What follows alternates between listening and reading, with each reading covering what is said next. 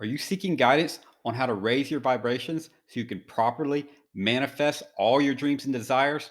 Well, then you're going to want to listen to this presentation by the great Dr. Joe Dispenza.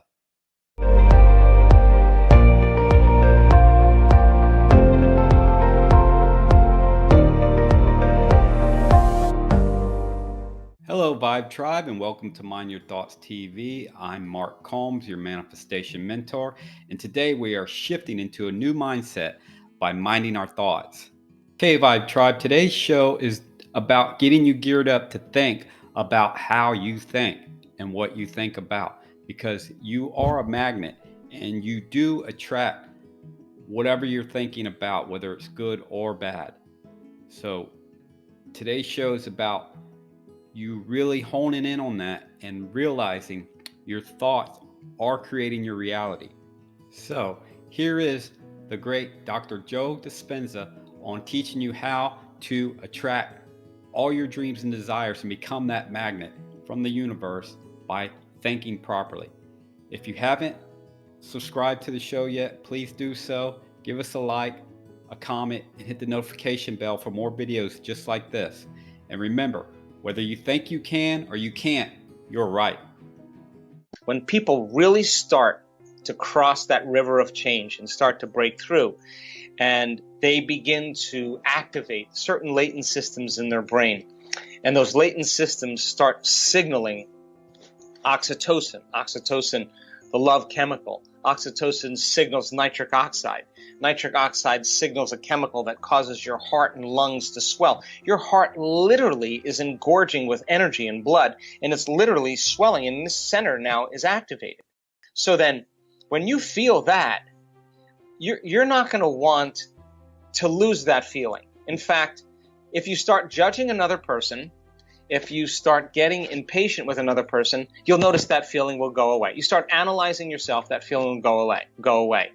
So then it makes sense then that when you feel that level of wholeness, that you feel so whole that you wouldn't want to lose the feeling, then self-love leads to allowing, which means I'm just going to allow you because I'm so in love with myself. I can allow you. When I'm not in love with me, I'm going to pick you apart. But the more in love I am with myself, the more love and appreciation I have for all things. I am no longer in the same energy as my enemy, the same energy as my coworker that I despise. I'm in a different energy. And then the side effect of allowing is called joy.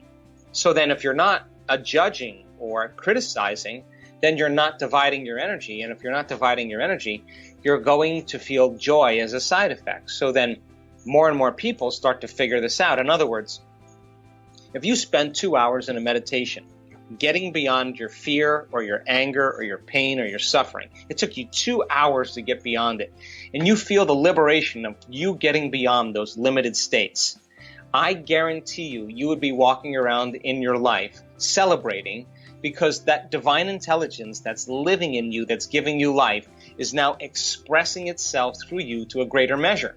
So then you're in love with life because you're connected to life. And imagine how far you can go with this, because the more you connect to that field and the more you connect to that life essence, the more you're going to feel in love with life, because that's where your attention is. I guarantee you that if you did that every single day, you would be less likely to want to feel fear or pain or suffering or anger, and more likely to want to feel those elevated states. And you're not going to be relying on anybody to make you happy. You're going to realize that happiness comes from within. Well, look, I mean, people think they think it's about their wealth or their health or their freedom or their new relationship or their new job. It's none of that. It's about who you become in the process. So you overcome your fear, you overcome your doubt, you overcome your unworthiness, you overcome your pain, you overcome your past. You keep overcoming, you keep overcoming, you keep overcoming. You're going to become somebody else. And once you become wealth, I mean, nobody creates wealth. You generate wealth. It's an energy. You generate freedom. You generate all those things. You are the generator of it. So then, I love this because people are so conditioned, me included, for many years, that we have to drag our bodies through space to get what we want, right? That's living in the world of separation, matter trying to change matter. And so the more I'm living by those survival emotions, the more it's going to take me time to get my dreams to come true. But in the quantum, if you're creating from the field instead of from matter, Einstein said the field is the sole governing agency of the particle. He didn't say the particle controls the particle, the field controls the particle. So if you're creating from the field instead of from the particle, when there's a vibrational match with your energy, and even Einstein said this, it's all vibration. When there's a vibrational match with your energy and some potential in the quantum field, you don't have to go anywhere to get it. In fact, you are going to collapse space and time, and the event is going to be drawn to you. Now you don't go anywhere to get it. You are calling experiences to you. So then the final point is that, well, then you got to take responsibility for every area of your life, even the stuff that isn't working. Because the stuff that isn't working, you got to change your energy then equal to something greater. And so then people will say, well, yeah, but you understand, this person did it to me. And I would say, right, but if you keep reacting, you're going to create another one of those. So then what do you have to do? You have to get beyond the memories of our past and fall in love with the future over and over again, so that all of a sudden you're believing in that future more than you're believing in the past. And the brain and body, if we do it properly, will look like the future has already happened. Now you don't have to do anything. It's going to come to you. If you're not a victim, you would just say, hey, I need to learn a lesson here. I need to modify my behavior. Okay, I'm done with that. Yeah. I've owned that. I've did it enough times. I'm finished. I want to try something else. You're a soul on the journey back to singularity, back to source. And there's no God up there that's going to help you. You got to do it yourself. You came down and descended into density to answer the question, is there more? Now that you're answering the question, there's more, you just got to ask the same question to get out of here. Is there more? So then, as you start asking the question and you no longer seduced by the common things in our lives, then it makes sense then that you begin to evolve your understanding. So the person who's a scientist or the student, no longer a victim. There are no victims, they're just students. The person may say, well, I feel bad because I created that. Well, how long are you going to feel bad for? Yeah, but it's not the fact that you feel bad. We all feel bad. The question is, how long are you going to do that for? If you let it go for a long enough period of time, you're stuck. Because emotions are a record of the past. If you're feeling the same emotions, you're still in your past. And your body's believing, as the unconscious mind, it's in the same past experience 24 hours a day, 7 days a week, 365 days a year. So then, sooner or later, you got to leave familiar territory and you got to make a new choice. And when you make a new choice, just get ready, because it's going to feel uncomfortable. You're not going to be in the familiar, the known. You're going to be in the unpredictable. And so many people rush back to the same conditions in their life because they're afraid of the unknown. But that unknown then has to be the perfect place that we create in. So when the person really realizes, okay, well, I created that, okay, dang, all right, I got another opportunity to create something differently. They just turn around, they let go, and they create again. And they do it over and over again until finally they start producing an outcome. The self-love that's created from that is greater than any sports car, greater than any wardrobe, greater than any vacation, greater than any facelift. It's just coming from within you, because now you're the resource of your life. Listen, gratitude, the emotional signature of gratitude is when you're getting something or receiving something, or something has already happened for you, you feel gratitude. So then if you're feeling gratitude for your future before it's happened, your body, as the unconscious mind, is believing that future reality is happening in the present moment. And we only accept, believe, and surrender to the thoughts equal to our emotional state. And we never accept, believe, and surrender to any thoughts that are not equal to our emotional state. You could say, I'm wealthy, I'm wealthy, I'm wealthy, I'm wealthy, I'm wealthy with the 5% of your conscious mind, and it's never going to pass your brainstem, because your body's saying, no, you're not, no, you're not, you're miserable, you're unhappy. So then when a person starts elevating their emotional state, feeling gratitude because they can, then that thought will begin to make it right into their body, because their body is believing it's happened already. And so then we've done extensive research on gratitude. In 4 days, your immune system can strengthen by 50% just for 10 minutes a day, a few times a day, just feeling gratitude. So the worst thing that could happen to you by feeling gratitude every day is that you'll heal. Read, study, practice. Decide what you want your future to look like. Write it down. Take some time and write down what you want a future to look like. And every single day, keep your conscious mind on that future. If you keep doing that over and over again, your subconscious mind will take you right there. It's not that hard. The hardest part of this is making time to do it. Really, just making time to do it. And so if someone says, Fritzy, why are you unhappy? And you say, I'm unhappy because of these circumstances. What you're really saying is something in my outer world is actually controlling. I think it's controlling the way I feel and the way I think. The problem is that the response from the environment, typically, if it's driven by the hormones of stress, weakens the organism. So the environment over time begins to break down our very health. So most people wake up in the morning and they think about their problems, and their problems are memories that are etched in their brain that are connected to certain people and certain problems at certain times and certain places. And the moment they start thinking of their problems, they're thinking in the past. The challenge is that every one of those problems has an emotion associated with it, and emotions really are a record of the past.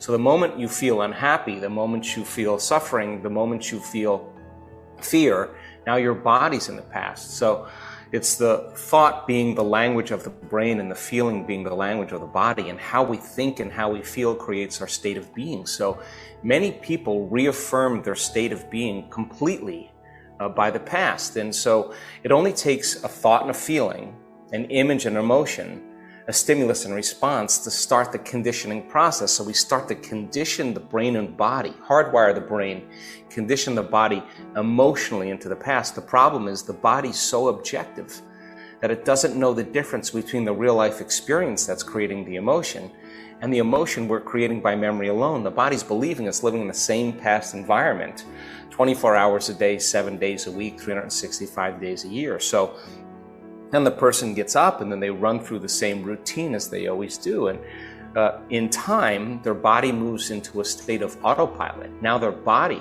is a set of programs, a habit that's dragging them into the same future based on what they did in the past. And so to change then also requires being greater than the emotions that have been conditioned into the body and the habituations that have been conditioned into the body in the predictable future. So we have to understand then that change requires not only being greater than the environment, but also being greater than our body, which is really for the most part been conditioned to be the mind. That's what a habit is. So then to change then, to be greater than the body, to be greater than the environment, and be greater than time, instead of living in the familiar past, which is the known, and the predictable future, which is the known, you teach people how to settle into the present moment, and that's the unknown. And most people, that the unknown represents a very threatening place. And so when people start to do meditation, as an example, and their body starts looking for an arousal or wants to get up and do things, they think they can't meditate. But in fact, if they can settle their body back down into the present moment and lower the volume to that anger, to that frustration, to the fear, to the sadness, it's like training an animal. Now you're telling the body it's no longer the mind, that you're the mind. And our research shows there's a liberation of energy. The body starts expanding and relaxing into the present moment. Instead of getting up and checking your cell phone or doing something, and you notice that propensity, instead of responding to it and say, I can't meditate, you settle your body back down into the present moment. Now you're executing a will that's greater than the program, because most people lose their free will to a set of programs. And it's the act of doing this, to be greater than the conditions of our environment, to be greater than our body as the mind, and to be greater than time, that all of a sudden causes the person to start believing in themselves a little bit more. And that's when possibility starts to unfold. Well, I think the greatest habit we have to break is the habit of being ourselves, because, we think 60 to 70,000 thoughts in one day, and 90% of those thoughts are the same thoughts as the day before. Well, if you believe that your thoughts have something to do with your destiny, if you're thinking the same way, your life is going to stay the same way, because the same thoughts lead to the same choices. The same choices lead to the same behaviors. The same behaviors create the same experiences, but the same experiences produce the same feelings and the same emotions, and those same feelings and emotions drive our very same thoughts. Now, here's the problem. Our biology, our neurocircuitry, our neurochemistry, our hormones, and even our gene expression stays the same because we're the same. So the payoff from a habit is the feeling. You drink the coffee because it gives you an arousal, it gives you a rush of energy, it gives you something. And you say, wow, you don't say this consciously, something in my outer environment changed my internal state. And the moment you notice a change in your internal state and you pay attention to what caused it, the next time you feel uncomfortable, the next time you feel tired, the next time you feel lazy, your brain creates the image of exactly what you want. And that's how we become conditioned to different things. So when we break a habit, as you know, the body craves the feeling, craves the chemical the stimulation. And so in order to overcome a habit, you have to be conscious. Hardest part of any process of change is not make the same choices you did the day before. And that takes an incredible amount of energy and an incredible amount of awareness. First step, and we've studied thousands and thousands of people in the process of change and transformation, even when they've healed themselves from really serious health conditions, they will tell you the moment they've decided to make up their mind to change.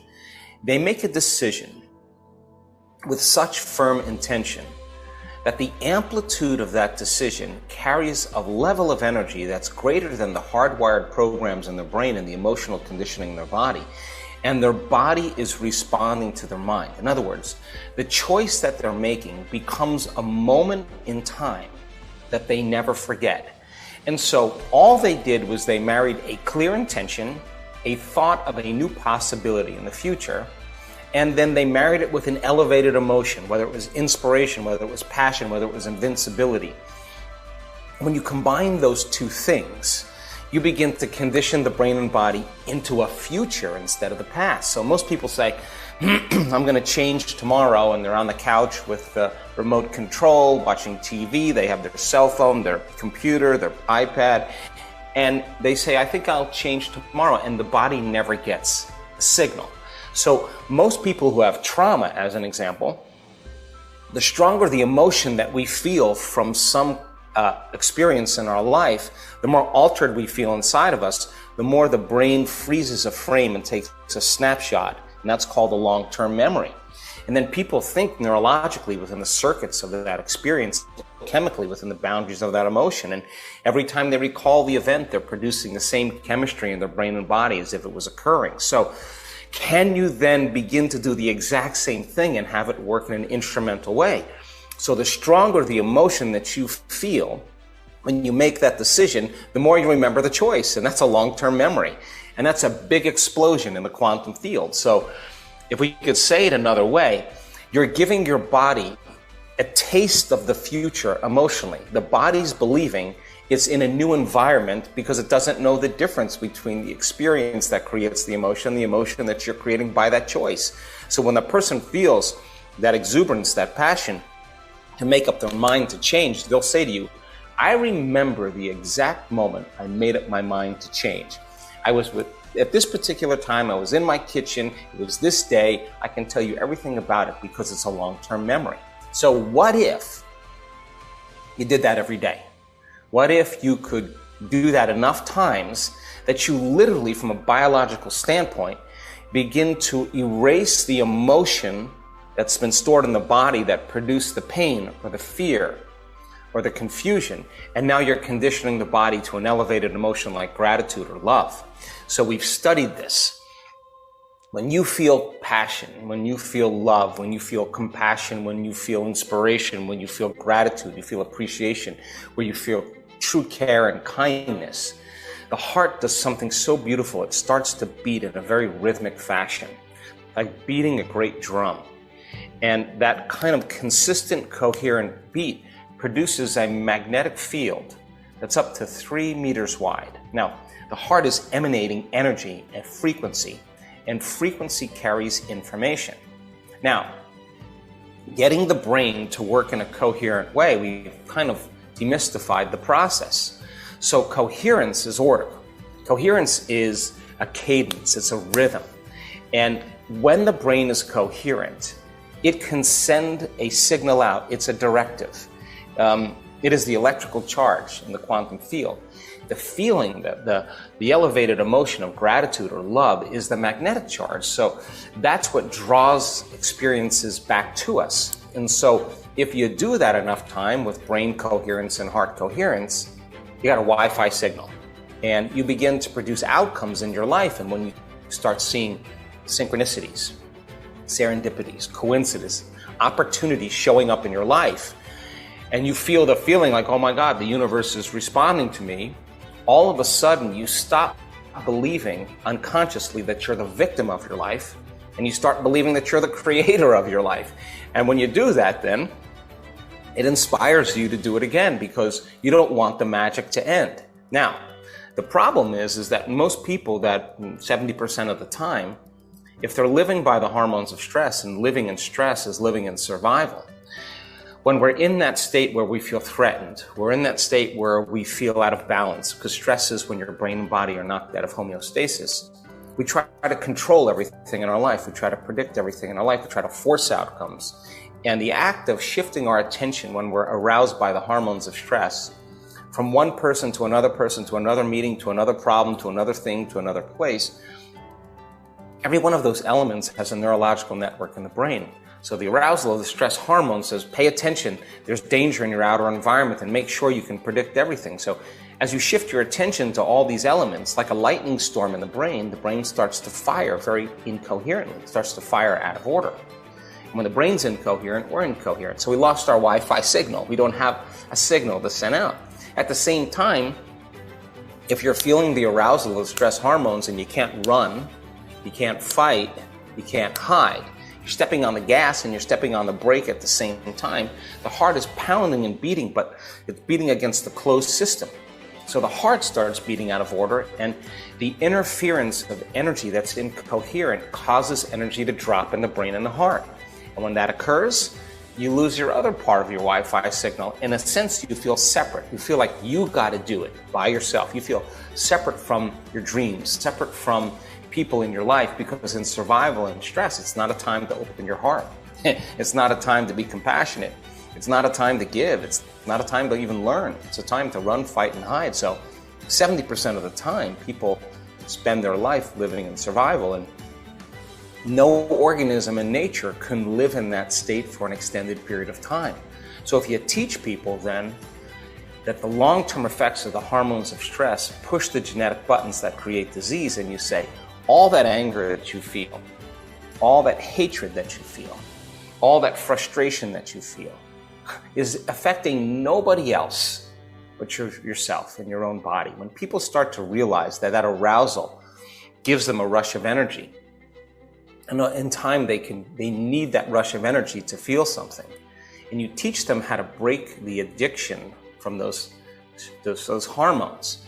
Just like you overcame coffee, it's the same thing. When you free your body from the chains of those emotions, when you look back at your past, you don't see it from the same place, because it's only the emotion that keeps you connected to the past.